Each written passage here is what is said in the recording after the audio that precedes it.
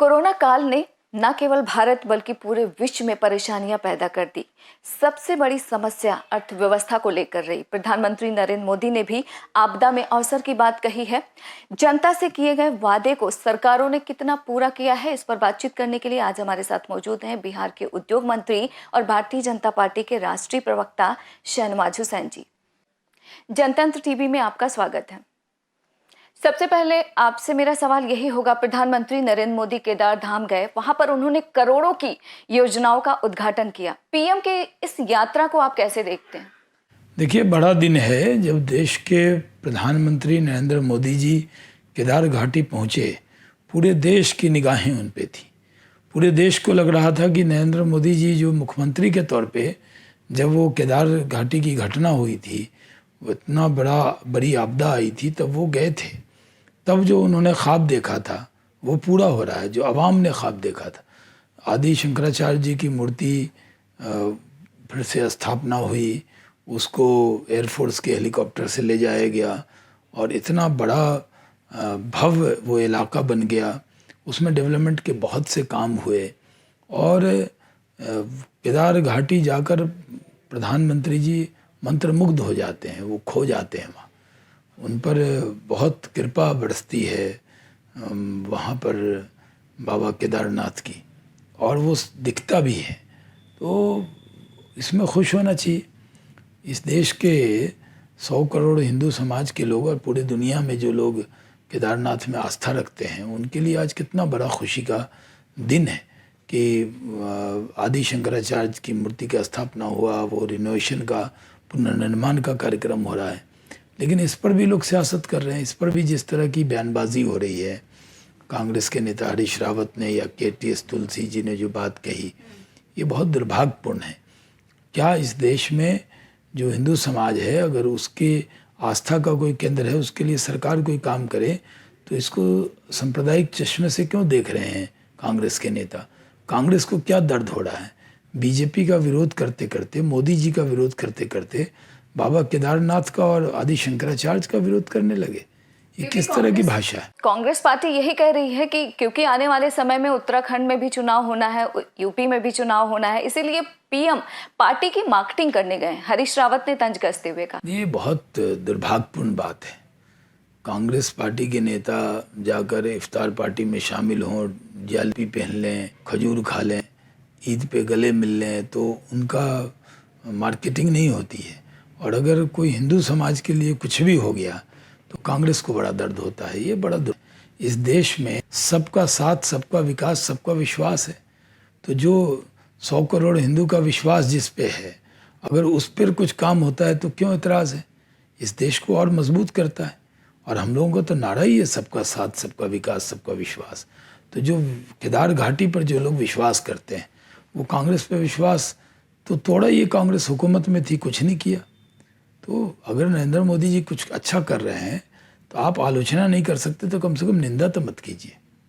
अगर आपकी बात करें सर, तो आप अटल बिहारी वाजपेयी कैबिनेट में मंत्री रहे, सिविल एविएशन की जिम्मेदारी आपने निभाई, उसके बाद टेक्सटाइल भी देखा और अब बिहार में उद्योग मंत्रालय की भी जिम्मेदारी आपके पास है।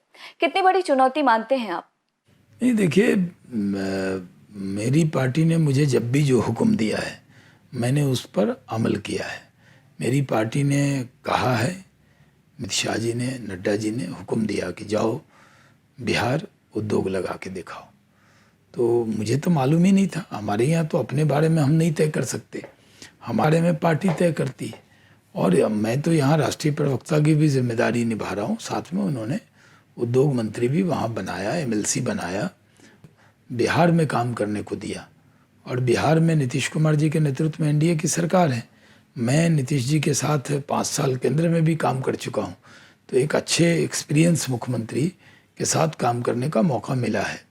और भारतीय जनता पार्टी को बहुत आशीर्वाद मिला है जनता का। पिछले चुनाव में हम 74 सीट जीते हैं और लोगों की अपेक्षा बहुत है। और पिछला जो चुनाव था वो उद्योग और रोज़गार पे ही था, क्योंकि पानी, बिजली, सड़क, इसमें तो बिहार ने बहुत काम कर लिया। लेकिन जो इलाका छूटा हुआ है वो उद्योग का था। और पिछली बार तेजस्वी यादव जी ने कहा कि हम 10 लाख लोगों को रोज़गार देंगे। यहाँ से हमारे जो बीजेपी की तरफ से कहा गया कि हम 19 लाख लोगों को रोज़गार से जोड़ेंगे, तो रोज़गार कैसे होगा?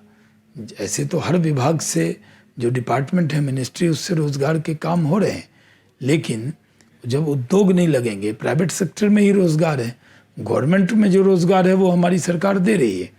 तो हम लोगों ने कोशिश की, हमें हरदम मुश्किल काम मिला है। मेरी पार्टी ने, जब मैं युवा मोर्चा में था, तो हुक्म किया जाओ किशनगंज चुनाव लड़ो। मैं वहाँ गया जहाँ 70% मुस्लिम आबादी थी, और वहाँ पे मैं चुनाव जीत कर आया। फिर मेरी पार्टी ने कहा जाओ कश्मीर कमल खिलाओ, तो कश्मीर गया तो कमल खिला। मेरी पार्टी ने कहा कि जाओ बिहार उद्योग लगा के दिखाओ। तो मुझे केंद्र में काम करने का अपना अनुभव है, पार्टी में काम करने का अनुभव है, और इन सब अनुभव का लाभ मेरे बिहार की 14 करोड़ जनता, मेरे परिवार को, जो बिहार की 14 करोड़ जनता है वही मेरा परिवार है, उसको कैसे मिले, इसके लिए काम करने का मौका दिया है। तो मैं प्रधानमंत्री जी का, राष्ट्रीय अध्यक्ष जी का, अमित शाह जी का शुक्रिया अदा करता हूँ, और मैं वहाँ जाकर काम कर रहा हूँ। मैं तो 9 फरवरी को ओथ लिया और 10 फरवरी को मैंने ऑफिस संभाला। उसके बाद असेंबली चली, फिर कोरोना काल आ गया।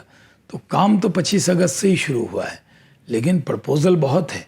करीब 35,000 करोड़ का प्रपोज़ल वहाँ आया। कोरोना काल में सबसे ज़्यादा प्रपोज़ल कहीं आया तो बिहार के अंदर आया। तो बिहार के अंदर हम काम कर रहे हैं। अभी इथेनॉल पॉलिसी हमने बनाई, उसमें बहुत से लोग आए। उसमें करीब हमने जो बिड किया, पहले तो 30,000 करोड़ का प्रपोज़ल था, केंद्र से कोटा सिर्फ 18 करोड़ लीटर का मिला। हमने कहा कि मक्का हमारे यहाँ है, पानी हमारे यहाँ है, लेबर हमारे यहाँ है, तो हमें मौका दीजिए। उन्होंने प्रोडक्शन से जोड़ा है, तो अभी डीजल में मिलाएंगे तो और बढ़ जाएगा कोटा। लेकिन प्रधानमंत्री जी का बहुत शुक्रिया है कि उन्होंने कोटा डबल हो गया और करीब 17 कंपनी आ गई। 2 दिन कबल ही हमने 17 कंपनी को, जो ऑयल मार्केटिंग कंपनी को जो कम्पीट किया, उनको मैं मिला, उनको बुके दिया और काम करने को। तो बिहार में 17 जगह प्लांट लगना शुरू हो जाएगा। जो लोग कहते थे बिहार में सुई नहीं लग सकती, तो उनको जवाब मिलेगा। और हम नई टेक्सटाइल पॉलिसी ला रहे हैं। टेक्सटाइल पॉलिसी ऐसी ला रहे हैं कि सबसे ज़्यादा जो टेक्सटाइल के वर्कर हैं वो बिहार से हैं, क्योंकि कोरोना काल में हमारी सरकार ने वहाँ एक सर्वे कराया कि आप क्या करते थे, कहाँ काम करते थे। तो सर्वे जब आया तो उसमें था कि सबसे ज़्यादा टेक्सटाइल के वर्कर हैं। 56% लोग जो आए वो टेक्सटाइल में थे, चाहे त्रिपुर में हो, सूरत में हो। तो हम लोगों को कह रहे हैं कि सिर्फ बेचिए नहीं, बनाइए भी बिहार में। अभी बिहार में इतना बड़ा मार्केट है, और हमने कहा है कि बिहार आने का मतलब है कि पूरे बड़ा इलाका मिलता है। हमारे पास समुंदर दूर से ही, लेकिन हिमालय नज़दीक है। तो हमारा ऊंचा, बिहारियों का हिमालय से ऊंचा है। हम उनको, और दिल भी हमारा हिमालय की तरह बड़ा है। हम सबको बुला रहे हैं और कह रहे हैं कि बिहार के लोगों को यहीं रोज़गार दीजिए। तो मैं सब जगह जा रहा हूँ नई टेक्सटाइल पॉलिसी को लेकर, और जाकर हमने बातचीत किया तो सब लोगों ने कहा कि हम ज़रूर आएंगे। जल्दी हम टेक्सटाइल पॉलिसी लॉन्च करेंगे, उसमें इन्वेस्टर आएंगे। तो बिहार में टेक्सटाइल का हब कैसे बने, क्योंकि अगर बिहार में कोई फैक्ट्री लगाता है तो पूरा नॉर्थ बंगाल का इलाका, नॉर्थ ईस्ट का इलाका, पूरा नेपाल का इलाका, वेस्ट ईस्टर्न यूपी का इलाका, झारखंड नीचे का इलाका, उधर बक्सर के पास पूरा बनारस का इलाका, तो एक बड़ा मार्केट जो है वो मिलता है। तो ये एक बड़ी बात बिहार के लिए हो रही है। आपने जम्मू कश्मीर में कमल का जिक्र किया, आप गए थे, लेकिन बहुत सारे लोग इस बात को लेकर भी सोचते हैं कि आपका जो रूट बिहार का है वाया जम्मू कश्मीर, इसका राज क्या है? नहीं, ऐसा नहीं है। मेरी पार्टी की पहले भी इच्छा थी कि मैं बिहार जाऊं, और मैं तो कार्यकर्ता हूं पार्टी का। मेरी तो अपनी हैसियत यही है कि मैं बीजेपी के कार्यकर्ता के नाते काम किया। मेरी पार्टी ने मुझ पर विश्वास किया। नरेंद्र मोदी जी का आशीर्वाद है, राष्ट्रीय अध्यक्ष जी का आशीर्वाद है। हम जाके वहाँ काम कर रहे हैं। और बिहार में काम करना, देखिए कई लोगों को लगता है केंद्र में काम कर रहे, तो जो केंद्र में काम कर रहे हैं वो तोप हो गए, और जो स्टेट में गया वो काम नहीं कर रहा है। हमारे यहाँ बीजेपी में सिद्धांत ये है कि कहीं भी काम करें, कार्यकर्ता होता है, चाहे वो केंद्र में काम करे, राज्य में करे या ज़िला में करे। हम बहुत से साथियों को जानते हैं जो स्टेट में काम करते हैं, तो उन्होंने मुझे स्टेट में भेजा, तो एक नया एक्सपीरियंस है। केंद्र का अनुभव तो मेरे पास था, लेकिन स्टेट में काम करने का अनुभव नहीं था। तो पार्टी ने ये भी मौका दिया है।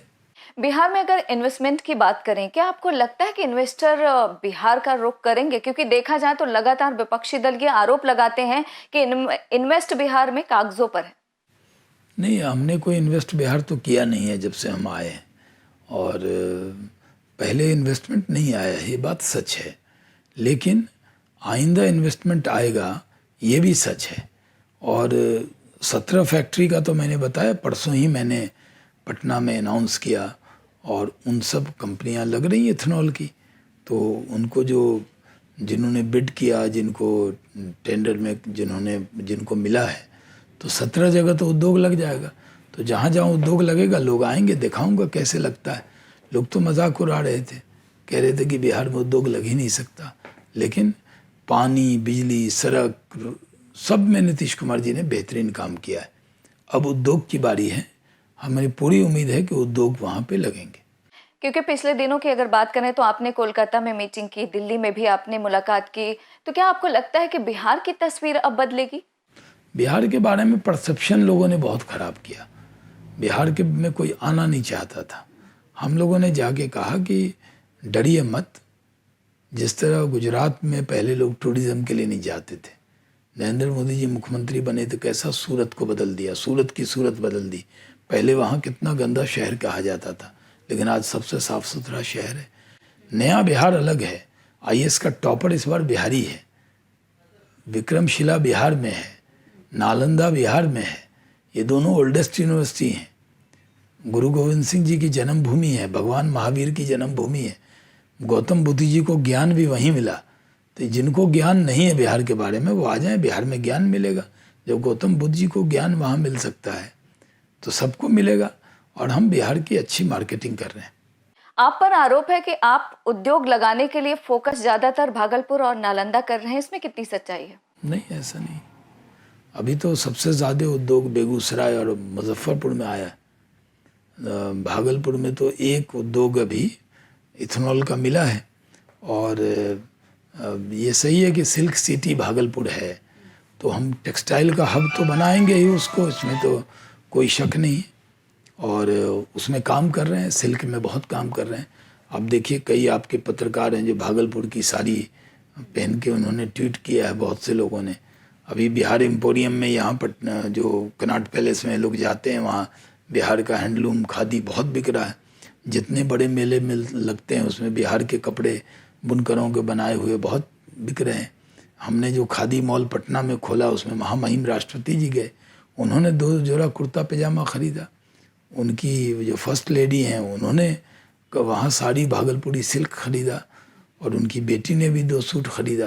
कितना मदद हुआ बिहार से। उनके जाने के बाद खादी मॉल में बड़ी तादाद में लोग आने लगे हैं। हम पूर्णिया में, भागलपुर में, मुजफ्फरपुर में नया खादी मॉल भी बना रहे हैं। तो भागलपुर में जो नाइंसाफ़ी हुई थी उसको हम इंसाफ में बदल रहे हैं, न कि मैं भागलपुर में ज़्यादा काम कर रहा हूँ। मैं एक नज़रिए से पूरे बिहार को देखता हूँ। अगर लोक जनशक्ति पार्टी की बात करें तो किसी जमाने में बीजेपी के साथ थे वो लोग, अब उसके 2 टुकड़े हो गए हैं। बीजेपी की अगर बात करें, वो किस धड़े के साथ है? नहीं, अभी तो देखिए, ये उनकी पार्टी का मामला है, लेकिन लोजपा तो हमारे साथ है। और लोजपा के जो अभी जिनके सांसद थे ज़्यादा, पारस जी, उसको मौका मिला, वो मंत्री हैं। बिहार की अगर बात करें, लगातार आरजेडी लालू प्रसाद यादव चिराग पासवान को कोशिश कर रहे हैं कि उनकी पार्टी के साथ आ जाएं। तेजस्वी भी कोशिश कर रहे हैं। क्या आपको लगता है कि अगर भविष्य में चिराग पासवान आरजेडी के साथ जाते हैं तो बिहार में कोई नया समीकरण बदल सकता है? नहीं, अभी तो सब लोग साथी थे। 2 उपचुनाव हुए हैं, दोनों जगह एनडीए जीता। अब ये भी तो एक दरभंगा ज़िले में था और एक मुंगेर जमुई के इलाके में। तो तारापुर और कुशेश्वर स्थान तो हम लोग एनडीए जीती है। कोई साथ आ जाए, कोई साजिश कर ले, कुछ होने वाला नहीं है। बिहार में नीतीश कुमार जी के नेतृत्व में ये सरकार एनडीए की 2025 तक रहेगी। हम लोग उसके अंदर शामिल हैं। आप उपचुनाव की बात कर रहे हैं। तेजस्वी ने आरोप लगाया है कि ये सही तरीके से हुआ नहीं है, इसमें भी एक साजिश है, तभी आप लोग जीते हैं। साजिश वहीं हो गई। हिमाचल में जो हार गए वहाँ साजिश नहीं हो पाई। क्या बात कर रहे हैं? जब जीत जाते हैं, 75 सीट उनको आ गई, तो वो साजिश नहीं थी और आज साजिश लगने लगी। उनको चुनाव आयोग पर भरोसा करना चाहिए। उत्तर प्रदेश की अगर बात करें सर, तो लगातार समाजवादी पार्टी के संपर्क में टीएमसी है और ममता बनर्जी ने कह दिया है कि वो अखिलेश के लिए प्रचार भी करेंगी। बंगाल की तर्ज पर खेला होबे, क्या आपको लगता है कि उत्तर प्रदेश में संभव है? हो गया ना, हमने बिहार में अभी 2 चुनाव जीत के खेला किया। ये सब कहने की बात है। खेला जो होता है ना, सब जगह सब परिस्थिति एक नहीं होती है। उत्तर प्रदेश की परिस्थिति अलग है। बंगाल में तो हम बहुत कम थे, 3 से 77 थे, तो खेला हमने किया या उन्होंने किया? हम तो बढ़े ना, 3 ही सीट थी, 74 बढ़े।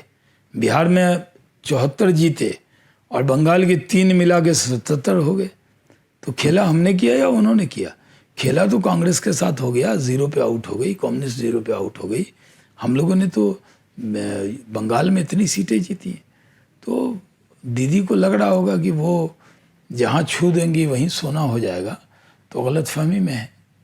साइकिल तो पहले से पंचर थी, रिम भी टेढ़ा हो चुका है। उनके भ्रष्टाचार का इतना दबाव साइकिल पर है। प्रियंका गांधी की अगर हम बात करें तो प्रियंका लगातार उत्तर प्रदेश में सक्रिय हैं। क्या आपको लगता है कि कांग्रेस पार्टी का जो पुराना वोट बैंक है वो वापस आ पाएगा, जिस तरीके से सक्रियता उन्होंने दिखाई है यूपी में? प्रियंका जी तो एक एनजीओ की तरह काम करती हैं, मतलब उनकी एक संस्था है कांग्रेस। वो जाती हैं, कुछ कुछ काम होता है, फिर चली आती हैं। आज कांग्रेस को कोई सीरियस लेने को उत्तर प्रदेश में कहाँ तैयार है? आप तो यूपी से आप देखिए, कहाँ पर कोई सीरियस गंभीरता से ले रहा है।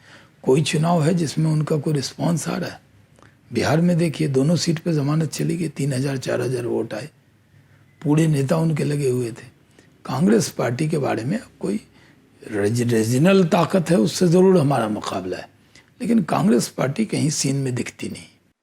यूपी की अगर बात करें तो बहुत सारी पार्टियां हैं, चाहे कांग्रेस हो, सपा हो, बसपा हो। जिस तरीके से विपक्ष में बिखराव दिख रहा है, क्या आपको लगता है कि इसका फायदा चुनाव में भारतीय जनता पार्टी को मिलेगा? देखिए, कोई बिखर के लड़े या मिलकर लड़े, जीतेगी भारतीय जनता पार्टी। अगली सरकार योगी आदित्यनाथ के नेतृत्व में बनेगी, इसमें कोई शक नहीं है। नरेंद्र मोदी जी का आशीर्वाद है। यूपी के लोगों के लिए तो डबल इंजन है। बनारस के मोदी जी और गोरखपुर के योगी जी मिलकर ऐसा कॉम्बिनेशन है कि दुनिया के दल इकट्ठे हो जाएं तब भी यूपी में बीजेपी को कोई पराजित नहीं कर सकता। ये आपका कॉन्फिडेंस है या ओवर कॉन्फिडेंस? ये मेरा आत्मविश्वास है, और आत्मविश्वास सिर्फ बोलने के लिए नहीं है। हमने यूपी में बराबर जाता रहा हूँ, मैं जाकर देख कर आया हूँ। वहाँ पर सिर्फ जो पार्टी के वजह से विरोध कर रहे हैं वही हमारे विरोधी हैं, नहीं तो इतना बढ़िया मुख्यमंत्री। देखिए, कोरोना काल में बीमार हो गए और निकले हॉस्पिटल से और हर हॉस्पिटल में जाके विजिट किया। ऐसा कोई देखा मुख्यमंत्री आपने? ये है योगी आदित्यनाथ जी। कितना डेवलपमेंट हुआ, कितना इन्वेस्टमेंट हुआ, अपराधी भाग गए, गुंडे भाग गए। तो यूपी के लोग अमन शांति चैन चाहते हैं, उसके प्रतीक योगी जी। आपको क्या लगता है कि ऐसी कौन सी वजह है जिसके चलते उत्तर प्रदेश में फिर से बीजेपी की सरकार बनेगी? योगी जी का विकास, कामकाज, अमन चैन, सुशासन, और योगी जी का चेहरा और नरेंद्र मोदी जी का आशीर्वाद, ये फिर से हम सरकार में आएंगे। अगर देखा जाए टीकाकरण को लेकर प्रधानमंत्री ने जो अभियान की शुरुआत की थी वो काफी हद तक कारगर है और देश की जनता वाकिफ भी है। इसके बावजूद विपक्षी दल को रास नहीं आ रहा है। आपको क्या लगता है कि वजह क्या है? देखिए, पहले तो कह रहे थे वैक्सीन दो, वैक्सीन दो। अखिलेश यादव ने कहा नहीं लगवाते हम बीजेपी की वैक्सीन। बाद में चुपचाप लगा के आ गए। तो समाजवादी पार्टी हो, ये जातीय पार्टी, उनके मुलायम सिंह यादव जी हैं, अखिलेश यादव जी हैं, उनके चाचा यादव जी, बस वो उन्हीं की पार्टी। तो ये पार्टियां सिर्फ जाति की राजनीति करते हैं, हम समाज को लेके चलते हैं। तो उनके यहाँ कोई ऐसा तो नहीं है कि कोई मुख्यमंत्री का दूसरा उम्मीदवार होगा। ये इनके यहाँ पूरी तरह राजतंत्र है, और योगी जी तो फ़कीर आदमी है, तो उनसे मुकाबला कहाँ कर पाएंगे ये। अगर किसानों की बात करें, जिस तरीके से लंबे समय से नाराज हैं, आंदोलन कर रहे हैं, क्या आपको लगता है कि आने वाले समय में 5 राज्यों में विधानसभा चुनाव है, बीजेपी पर इसका असर पड़ेगा? क्योंकि राकेश टिकैत लगातार ये कह रहे हैं कि बीजेपी के खिलाफ ही वो प्रचार करेंगे और किसानों से आह्वान भी करेंगे कि वो बीजेपी के खिलाफ रहे। वो करके देख ले, कोई फर्क नहीं पड़ेगा। पहले भी आंदोलन तो बहुत दिन से चल रहा है, बीजेपी बहुत जगह जीत रही है। अगर यही पैमाना है और बीजेपी जीत गई तो क्या वो आंदोलन समाप्त कर लेंगे? ये कहने की बात है, उनको गलतफहमी हो जाती है कि जैसे पूरे किसान उनके साथ, 99.99% किसान मोदी जी के साथ हैं, बीजेपी के साथ। वर्तमान में महंगाई की अगर बात करें, जिस तरीके से बढ़ रही है, पेट्रोल डीजल की कीमतों में कमी भी की गई है, इसको लेकर अब विपक्षी दल खासतौर पे दिग्विजय सिंह ने केंद्र सरकार पर तंज कसा है, इसे आप कैसे देखते हैं? नहीं, वो तंज कसते रहे, वो तो दिग्विजय सिंह तो तंज में माहिर हैं। वो तंज कस रहे हैं कि मनमोहन सिंह के वक्त का रेट लाना चाहिए। तो जब मनमोहन सिंह जी थे तो इंदिरा गांधी के वक्त का रेट क्यों नहीं लेके आए? ले आते इंदिरा गांधी जी के ज़माने में जितना रेट था। ये मार्केट से जोड़ा किसने? कांग्रेस ने। तेल की प्राइस को मार्केट से उन्होंने जोड़ा और आज बीजेपी पे सवाल उठा रहे हैं। तो आपको क्या लगता है कि लगातार जो स्थितियां देश में बनी हैं, खासतौर पे वर्तमान में, इसके पीछे वजह क्या है? क्योंकि एक तरफ तो विपक्ष लगातार केंद्र सरकार की कार्यशैली पर, प्रधानमंत्री की कार्यशैली पर सवाल खड़े कर रहा है। पिछले 7 साल से कार्यशैली पे सवाल उठा रहा है। कभी आपने विपक्ष के मुंह से कोई प्रशंसा सुनी है क्या सरकार की? एक कांग्रेस के नेता से पूछिए कि एक बार मोदी जी के बारे में बता दो कि ये काम अच्छा हो। वो वैक्सीन दिया, इसको भी अच्छा नहीं कह रहे हैं। तो उनकी आदत है बिहार, देश, यूपी, सबकी जनता को गुमराह करने की, कांग्रेस की और विपक्षी दल की। हमारी आदत है विकास करने की, डेवलपमेंट करने की। हम विकास और डेवलपमेंट के पथ पर आगे बढ़ते रहेंगे। राहुल गांधी और प्रियंका गांधी ये बार बार कहते रहते हैं कि केंद्र सरकार उन तमाम संपत्तियों को बेच रही है जो 70 सालों में कांग्रेस ने बनाया था। वो इस तरह की बयानबाजी करते रहते हैं और उनके बयानों का कोई फ़र्क नहीं पड़ता। वो तो ट्विटर पे बयान देते होंगे, उसी से आप सवाल पूछ रहे हैं। कहाँ जाते हैं? पब्लिक में कभी तो जाते नहीं ये लोग। ट्विटर का माध्यम है। आप ट्विटर पे जो ट्वीट करते हैं वो टीवी पे चलने लगता है, वो यूट्यूब पे चलने लगता है, वो फेसबुक पे चलने लगता है और ये लोग खुश हो जाते हैं कि इतने लाइक्स मिल गए, इतने लोग जान गए। तो जितने उनको लाइक्स मिलते हैं उतने ही लोग उनके साथ हैं, बस 15,000, 25,000, बस उनके बयान से यही लोग सहमत हैं।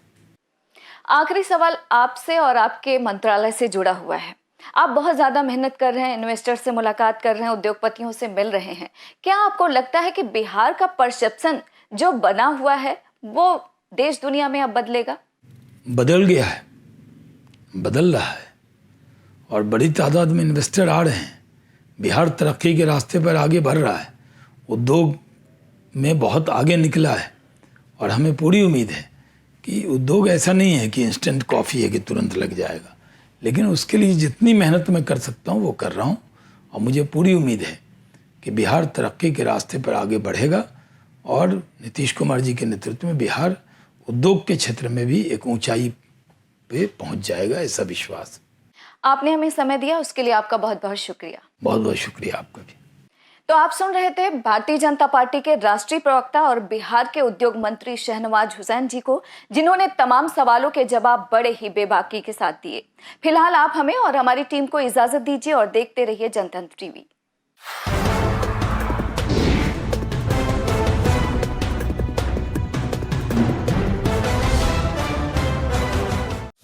खबरों के निष्पक्ष विश्लेषण के लिए सब्सक्राइब करें Jantantra TV and press the bell icon. Never miss any update.